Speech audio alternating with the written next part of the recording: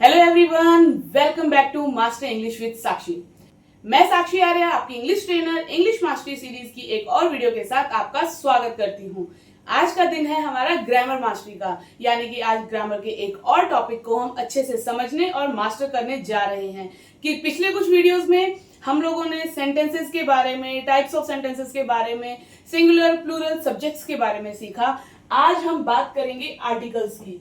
ये एक ऐसा टॉपिक है जो बच्चों को बहुत ज्यादा कंफ्यूज करता है कि कहां पर आर्टिकल्स का यूज होता है और किन रूल्स के अकॉर्डिंग होता है। तो आज हम स्टेप बाय स्टेप इनके हर एक रूल को समझेंगे और समझेंगे कि किस आर्टिकल का इस्तेमाल हम कहां पर कर सकते हैं। सबसे पहले तो आइए समझते हैं आर्टिकल्स होते क्या हैं। आर्टिकल्स वे छोटे डिटर्मिनर्स होते हैं जो सेंटेंस में किसी भी नाउन से पहले लगते हैं, ताकि ये बताया जा सके कि वो नाउन स्पेसिफिक है या कॉमन। आर्टिकल वो छोटे डिटर्मिनर्स होते हैं जो किसी भी सेंटेंस में नाउन के ठीक पहले आते हैं और वो नाउन के बारे में बताते हैं कि वो नाउन आपका स्पेसिफिक है, मतलब स्पेशल है या कॉमन है, आम है। अगर इसकी डेफिनेशन की बात करें तो articles help us identify whether we are talking about a specific person, thing or any general person or thing. Types of articles. कितने तरह के होते हैं? There are two types of articles. Number one, definite article, which is the. A and the आपने use करा होगा। आज A and the का ही यूज हम लोग सीख रहे हैं कि कहां पे A आता है, कहां पे N आता है और कहां पे the आता है। तो जो डेफिनेट आर्टिकल होता है वो होता है हमारा द, यानी कि वो स्पेसिफिक व्यक्ति, वस्तु और स्थान की बात करते समय यूज होता है। जब भी सेंटेंस में हम किसी ऐसे नाउन के बारे में बात कर रहे हैं जो बहुत ही स्पेसिफिक है, स्पेशल है, यूनिक है, तो वहां पर हम द का यूज करते हैं। द हमारा डेफिनेट आर्टिकल है, ठीक है। फिर हम बात करेंगे इनडेफिनेट आर्टिकल की, जो है ए और एन। ए और एन हमारा इनडेफिनेट आर्टिकल है, यानी कि जब भी किसी नॉन स्पेसिफिक या पहली बार बताई जा रही चीज के बारे में हम बात करते हैं, यानी कि सेंटेंस में जब भी ऐसा कोई नाउन आता है जो कि नॉन स्पेसिफिक है या उसके बारे में फर्स्ट टाइम बात कर रहे हैं, उसके बारे में बिल्कुल भी नॉलेज नहीं है, तो वहां पर ए और एन आता है। ए कहां पे आता है, एन कहां पे आता है, वो आगे हम स्टेप बाय स्टेप रूल में समझेंगे। पर सबसे पहले ये बात आपको जाननी बहुत जरूरी है कि ए और एन हमारा इंडेफिनेट आर्टिकल होता है और द हमारा डेफिनेट आर्टिकल होता है। अब बात करते हैं ए और एन का यूज कहां कहां पे होता है। वैसे ही तो ऑलरेडी आप लोगों को पता भी होगा, क्योंकि बहुत बेसिक क्लास से हमको ये पढ़ाया जाता है, बट फिर भी एक बार हम सारे रूल्स को दोबारा से रिवाइज भी कर लेंगे और आपके आगे के सारे डाउट्स क्लियर भी हो जाएंगे, ठीक है। तो सबसे पहली बात, जो ए और एन है वो किसी भी सिंगुलर और काउंटेबल नाउन्स के साथ लगते हैं जब वो नॉन स्पेसिफिक हो, यानी कि कोई भी ऐसा नाउन जो सिंगल है, यानी कि एक है, कहने का मतलब सिंगुलर नाउन के साथ लगते हैं। और नॉन स्पेसिफिक मतलब कुछ बहुत ज्यादा स्पेशल नहीं है जिसके बारे में हम पहली बार बात कर रहे हैं, या जो ठीक है भीड़ का एक हिस्सा है, कोई ऐसी स्पेशलिटी या यूनिकनेस उसमें नहीं है, वहां पे हम ए और एन का यूज करते हैं। और वो काउंटेबल होना चाहिए नाउन हमारा, ये बहुत ही इंपॉर्टेंट बात है, ठीक है। उसके बाद दूसरी बात हम लोग समझते हैं कि कहां पे यूज होता है। ए का यूज होता है उन नाउन्स के साथ जो हमारे कॉन्सोनेंट साउंड से शुरू होते हैं, यानी कि ए ई आई ओ यू वॉवल साउंड होता है। इसके अलावा 21 जो हमारे साउंड्स होते हैं, लेटर्स होते हैं, वो हमारे कॉन्सोनेंट साउंड्स होते हैं। उनसे स्टार्ट होने वाले जो वर्ड्स होते हैं, और अगर वो वर्ड्स काउंटेबल हैं और नॉन स्पेसिफिक हैं तो उसके आगे हम ए का यूज करते हैं। और अगर वॉवल साउंड से हमारा नाउन शुरू होता है, जैसे कि ए ई अ आ, तो वहां पे हम एन का यूज करते हैं। बहुत ही इंपॉर्टेंट बात मैं बताने जा रही हूं। अक्सर हमें यह सिखाया जाता है कि ए ई आई ओ यू से जो वर्ड शुरू होते हैं वो हमारे वॉवल्स होते हैं, लेकिन यहां पे देखो, आपने एक चीज नोटिस करी होगी, यहां पे साउंड की बात हो रही है, ना कि वर्ड की। तो ए ई आई ओ यू हमारे वॉवल्स जरूर हैं, लेकिन ये जरूरी नहीं है कि AEIOU से जो वर्ड शुरू होगा उसी के आगे एन लगेगा और किसी वर्ड से नहीं लगेगा। कई बार इन 5 लेटर के अलावा किसी और लेटर से भी हमारा वर्ड शुरू होता है, वहां पे भी हमें AN लगाना पड़ता है। क्यों?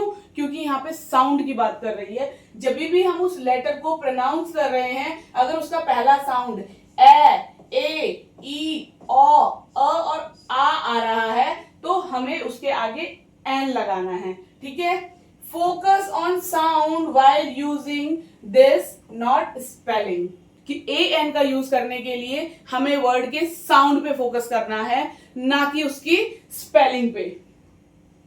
So do not use A और N विद प्लूरल नाउन्स और अनकाउंटेबल नाउन्स, चाहे वो स्पेसिफिक हैं या नहीं है। अगर वो नाउन एक से ज्यादा है तो वहां पे A और N का यूज नहीं होगा, और अगर वो नाउन अनकाउंटेबल है, जिन चीजों को हम काउंट नहीं कर सकते, जैसे कि शुगर, कहने को किसी चीज का नाम है but we can not count that, तो वहां पे हम क्या करते हैं, वहां पे हम A और N का यूज नहीं कर सकते। कोई भी ऐसी चीज जिसे गिना नहीं जा सकता तो वहां पे हम उसका यूज नहीं करेंगे। कुछ एग्जाम्पल समझते हैं और कॉमन मिस्टेक समझते हैं जो स्टूडेंट्स अपनी डे टू डे लाइफ में करते हैं।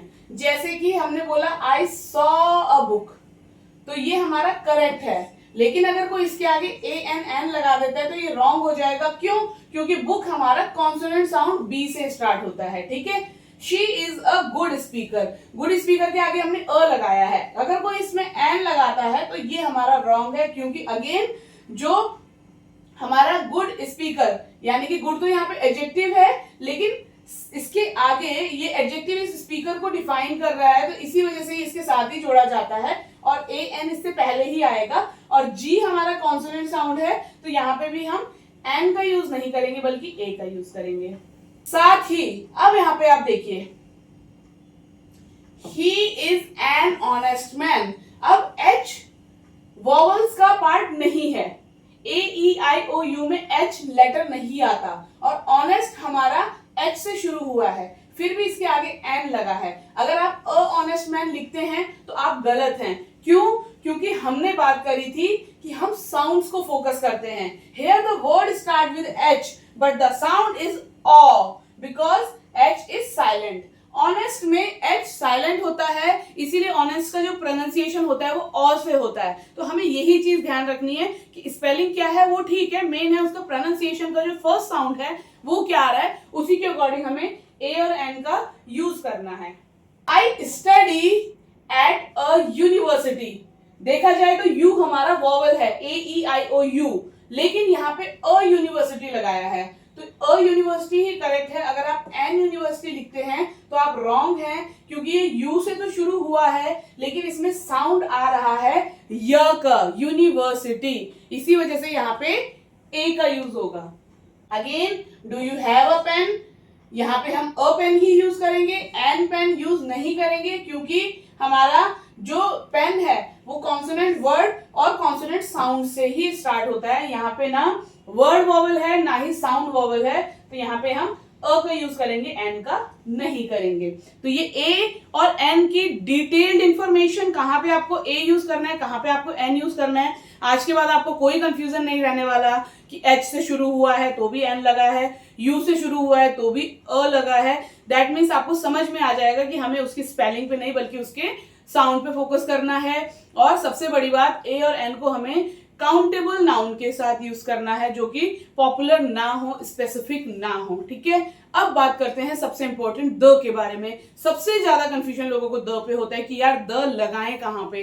कई जगहों पे होता है यहाँ पे द लगा है तो सही है, यहाँ पे द लगा है तो कंफ्यूजिंग है। तो let's know the rules where we can use the, है ना। स्टेप बाय स्टेप रूल हम लोग बताएंगे आपको, जिसमें हम द का यूज कर सकते हैं। सबसे पहली बात तो ये समझो, जो कि एक ह्यूज ग्रुप की हम लोग बात कर रहे हैं जहां पे द यूज होता है। ठीक है, कहां पे यूज होता है? Use the when you mean a specific और known noun, group, places, times and periods. Specific और नोन का मतलब ये है कि कोई चीज जो बहुत स्पेशल है, जिसकी अपनी कोई एक आइडेंटिटी है, और सबसे बड़ी बात, नोन का मतलब है कोई भी ऐसी चीज, कोई भी ऐसी जगह, कोई भी ऐसा ग्रुप, कोई भी ऐसी वस्तु जिसके बारे में हम ऑलरेडी जानते हैं, उसके आगे हम द का यूज करते हैं। कुछ एग्जाम्पल से समझते हैं। द मॉर्निंग, ठीक है, द मॉर्निंग का मतलब है किसी ऐसी सुबह के बारे में बात हो रही है जिसके लिए हम ऑलरेडी कुछ प्लान कर चुके हैं, या जिसके बारे में ऑलरेडी हम कुछ जानते हैं कि वो जो सुबह थी ना, उस दिन ऐसा हुआ था। तो द मॉर्निंग यानी कि we know about that morning, about which the speaker and listener know. जो बोल रहा है, जो सुन रहा है, जब वो उसके बारे में जानता है तो वहां पे हम द का यूज करते हैं, है ना। द इंडियन आर्मी, ये ग्रुप की बात हो रही है। द इंडियन आर्मी, सबको पता है इंडियन आर्मी का एक ग्रुप है। इसी तरीके से द टीम, इसी तरीके से the colleagues. When we talk about a group, वहां पे भी हम द का यूज करते हैं, है ना। द 1990s, कोई भी ऐसा एरा है, टाइम पीरियड है जिसके बारे में हम स्पेसिफिकली अच्छे से जानते हैं, या वो पर्टिकुलर किसी इवेंट के लिए बहुत स्पेशल रहा है, यूनिक रहा है, उसके आगे भी हम द का ही यूज करते हैं, ठीक है। Use the with unique things, that is one of the kind. Unique things जो उस पर्टिकुलर चीज में एक ही है, जैसे कि मॉन्यूमेंट्स में कोई एक मॉन्यूमेंट है, ठीक है।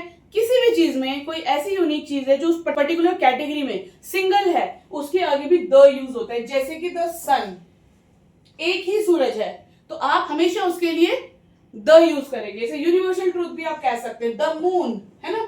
द प्रेसिडेंट, किसी भी कंट्री में एक ही प्रेसिडेंट होता है, या किसी भी पर्टिकुलर सोसाइटी में या ग्रुप में या कैटेगरी में प्रेसिडेंट एक ही होता है। कभी ये नहीं होता कि ये भी प्रेसिडेंट है, ये भी प्रेसिडेंट है ना। तो ही इज द यूनिक और स्पेशल इन दैट ग्रुप, है ना। द स्टेशन, अगर आपके शहर में कोई एक ही स्टेशन है, अगर तो 2-3 है तब तो आप नाम लेके पुकारेंगे। अगर एक ही स्टेशन है पूरे एरिया में, तो यानी कि वो यूनिक है, तो वहां पे आप द स्टेशन यूज कर सकते हो, द हॉस्पिटल यूज कर सकते हो, द फार्मेसी यूज कर सकते हो। यानी कि कोई भी ऐसी चीज जिस जगह पे आप उस चीज की बात कर रहे हो, या जिस कैटेगरी में आप उस चीज की बात कर रहे हो, अगर उस कैटेगरी में वो एक ही है, यूनिक है, तो वहां पे आप उसके आगे द लगा सकते हैं, लगाना ही है एक्चुअली, ठीक है। Number 3, use the with superlative and ordinals।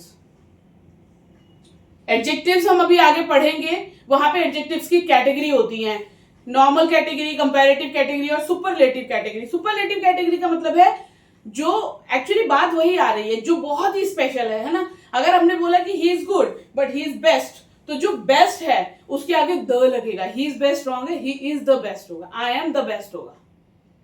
तो जो भी सुपरलेटिव डिग्री होती है ना, उनके आगे द का यूज होता है। ऑर्डिनल्स का मतलब है जैसे आप बोलते हैं the first time, the second time, the first, the second runner up, the third runner up, जितने भी ऑर्डिनल नंबर्स हैं उसके आगे भी द का यूज होता है।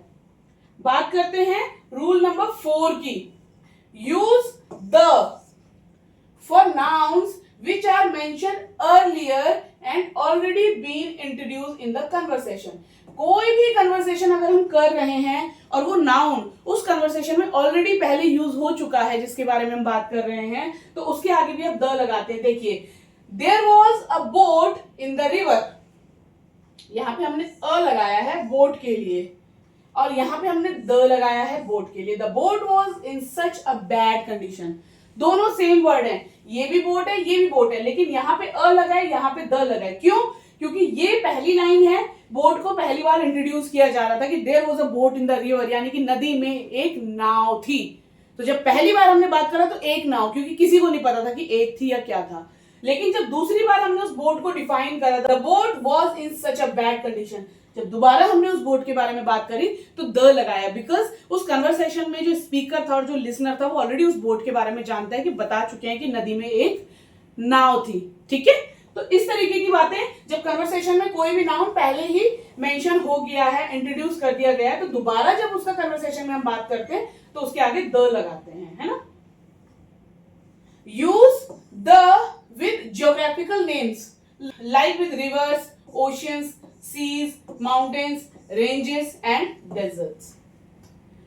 कोई भी ऐसे ज्योग्राफिकल नेम्स होते हैं उसके आगे भी आप द का यूज करते हैं। आप किसी रिवर का नाम बता रहे हैं, आप किसी ओशन का नाम बता रहे हैं, आप किसी समंदर के नाम बता रहे हैं, माउंटेन्स के नाम बता रहे हैं, रेंजेस के नेम बता रहे हैं, किसी भी डेजर्ट्स के नेम बता रहे हैं, यानी कि जब भी आप इनके नाम बताएंगे तो वहां पे आप द ही यूज करेंगे, क्योंकि जनरली ये भी यूनिक में ही आते हैं। ठीक है, use the when you highlight the personality और reputation with specific type symbol.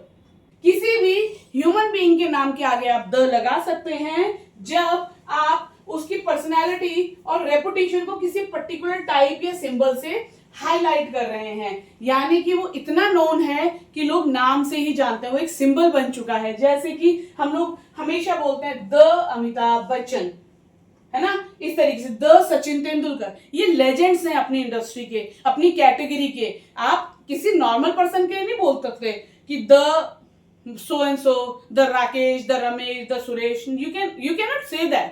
लेकिन वही पर्सनैलिटी अगर अपनी कैटेगरी में किसी एक लेवल को मेंटेन करती है, लेजेंड है, तो वहां पे आप ह्यूमंस के, तो कहीं पे भी आप ह्यूमंस के नाम के आगे द देखें तो समझ जाएं कि ये अपने कैटेगरी के लेजेंड्स हैं, वो लोग हैं जिन्होंने अपनी एक पहचान बनाई है, अपना एक सिंबल बनाया, तो उनके आगे हमेशा द का यूज होता है। साथ ही जब भी हम when you mean any complete family group, like कभी भी किसी फैमिली ग्रुप की बात हम करते हैं तो हम बोलते हैं द शर्मा फैमिली और द शर्माज, है ना।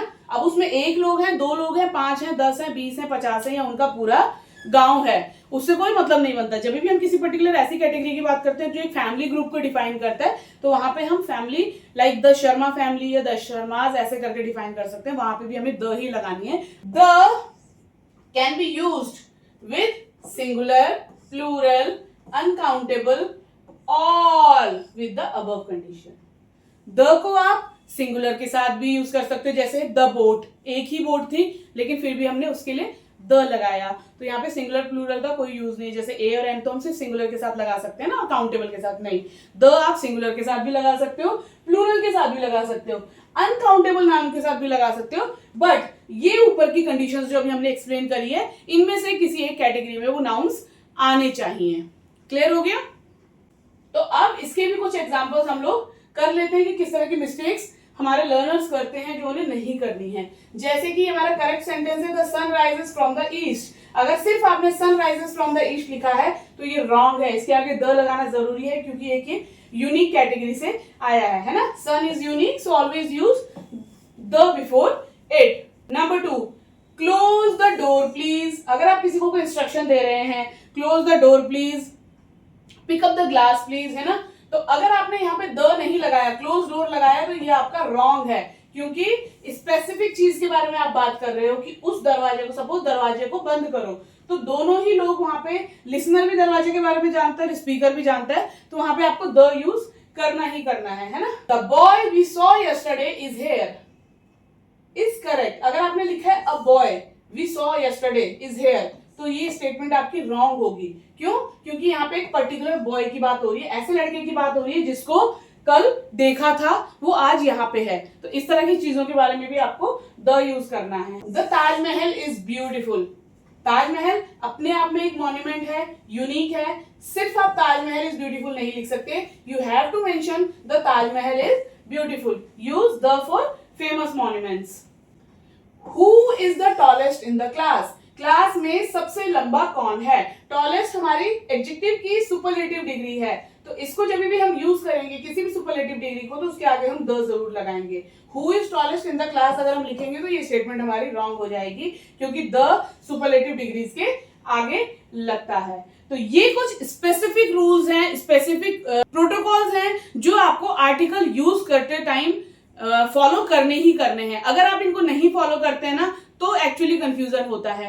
कहने को आप बोलोगे कि मैम 5 रूल्स उसमें थे और 8 रूल्स इसमें थे, बट दूसरी जगह अगर आप देखोगे तो ये फिंगर टिप्स पे याद रखने वाली बातें हैं। 2, 3, 4 बार आप पढ़ोगे या वीडियो देखोगे, आपको वैसे याद हो जाएगा कि यार एक स्पेसिफिक अगर फैमिली ग्रुप की बात हो रही है तो हमें द लगाना है, किसी लेजेंड के बारे में बात करना है तो द लगाना है, रिवर के, माउंटेन के नाम के आगे द लगाना है।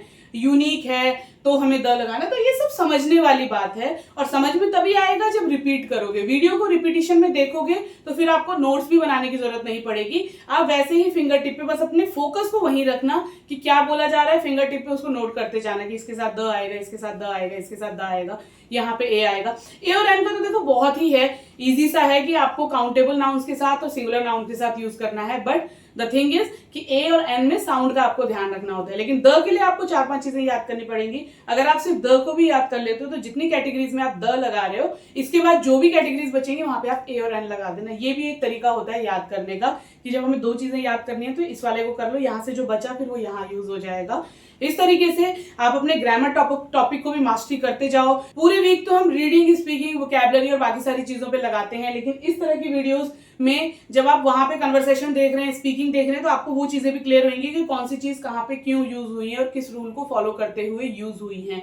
तो अपनी ग्रामर मास्टरी को अपनी इस जर्नी का पार्ट बनाइए, क्योंकि ये भी बहुत इंपॉर्टेंट है, आगे आपके लिए बहुत काम आने वाला है। लेकिन फोकस आपका स्पीकिंग पे ही होना चाहिए, क्योंकि हमारा जो टारगेट है, हमारा जो गोल है वो इंग्लिश स्पीकिंग का है। आई होप आपको ये वीडियो अच्छी लगी होगी, आपकी नॉलेज में हम कुछ वैल्यू ऐड कर पाए हैं। अगर आपको वीडियो अच्छी लगी है तो आप लाइक जरूर करना, अपने फ्रेंड्स के साथ, अपने रिलेटिव्स के साथ, अपनी फैमिली के साथ शेयर जरूर करना।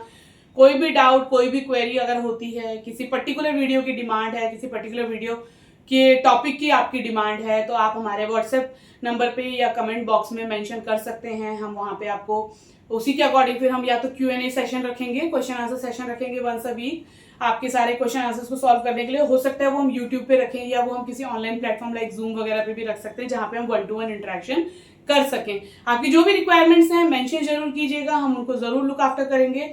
उसके अलावा अगर चैनल को अभी तक सब्सक्राइब नहीं किया है तो चैनल को तुरंत सब्सक्राइब करके बेल बटन प्रेस कर लें, जिससे आप हमारी इंग्लिश मास्टरी सीरीज का हिस्सा बन सकें।